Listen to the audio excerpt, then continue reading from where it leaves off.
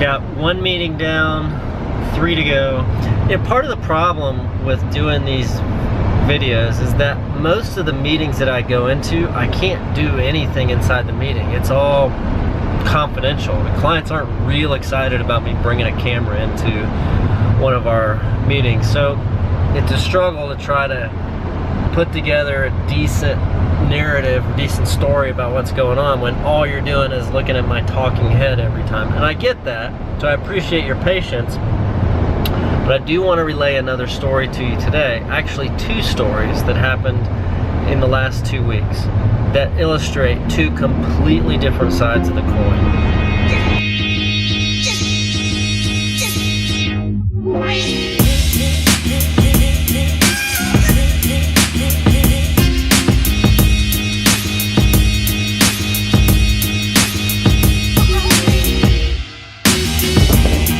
One of my clients was telling me a story last week about an experience he had when he brought in a brand new manager. And he brought this manager in, the fairly young guy, and it caused all kinds of turmoil.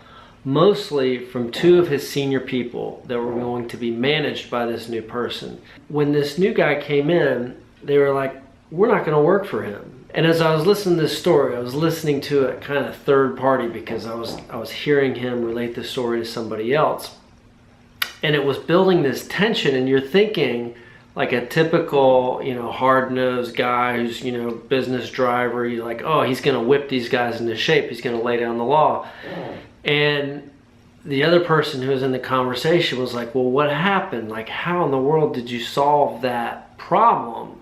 He basically said, I sat down with these guys and I asked them, why would you put me in a position where it's like you're making me choose between one or the other? I would never put you in that position. And this is about our relationship. And until we can have a conversation about how this is affecting our relationship, I can't make a decision about this problem, this ultimatum that you're bringing me. And I don't appreciate you bringing me the ultimatum because I would never do that to you. I wouldn't think that was fair.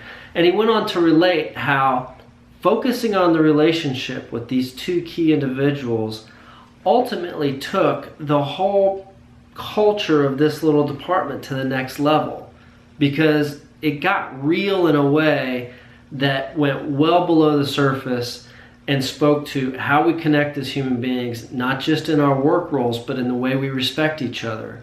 That focus on relationships is 180 degrees from the next story I'm going to tell you. A good friend of mine told me this story the other day. This is a top quality guy. I got to know him really, really well over the span of 2 years. We went through this program together. And I know he's a great guy of integrity. He's a great manager. He's a great team builder. Can't say enough good things about him. And he went up for a promotion inside his company. And he went through all the process, but like halfway through, he kind of felt like the person who was going to make the decision was just kind of patronizing him. But he still went through with it. He still, put his best foot forward, completed the interview process, and he was told, I'll let you know in a couple of days. And so he waited, and he waited, and he waited, and he never heard back. Well, actually he did, but not the way he was promised. This guy didn't find out that he wasn't selected until he heard about it on social media from the person who was selected. What do you think that kind of lack of communication, just lack of consideration, lack of, I don't know what to call it really, but what do you think that did for the relationship? Right? And as a result, this guy's basically done. I would say that he is way less engaged now than he used to be. So how important are relationships when you're running a business? If you talk to the guy in the first story, and he said this during the meeting that I was at, relationships are just important. They're the only thing that's important. And his attitude is, if we don't care about the people that we're leading, if we don't care about the people who are doing the work every day, if we don't care about the people we're trying to turn into the next generation of leaders, then what are we doing? Everything else is just kind of pointless. Not only are we shooting ourselves in the foot in the long term, but we're giving up a lot of the fulfillment that comes from running businesses, that comes from being in leadership positions. So from his standpoint, relationships are everything. And they were actually, what was really, really cool is that conversation came full circle, and the deal that was on the table, that was the subject of our meeting, came down to the relationship between the two people who are going to work together.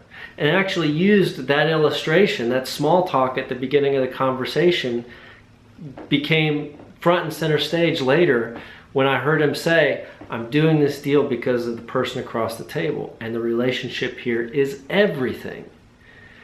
Contrast with the second situation where relationship really wasn't that important. They're focused on the bottom line, but what they don't realize is they're hurting themselves in the long run. And the bigger organizations get, the harder it gets to see the bottom line and the direct impact that decisions today make on the bottom line. It's one of the reasons I love small business. If you take your eye off the ball in terms of relationships in small business, you can expect to see a direct correlation to bottom line misery fairly quickly. So I thought I would share those two stories because they really stand out in the last 2 weeks, and they are a great illustration of the two ends of the spectrum when it comes to what's really important in business and ultimately what really does drive the bottom line. Talk to you guys tomorrow.